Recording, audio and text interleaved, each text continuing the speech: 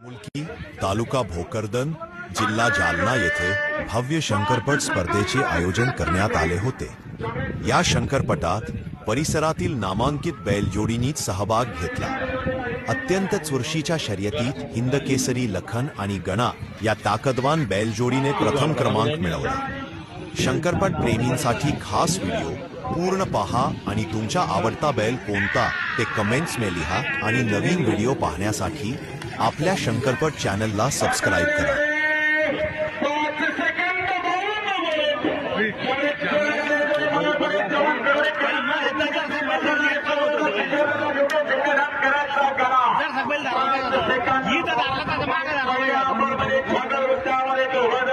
एक मिनिट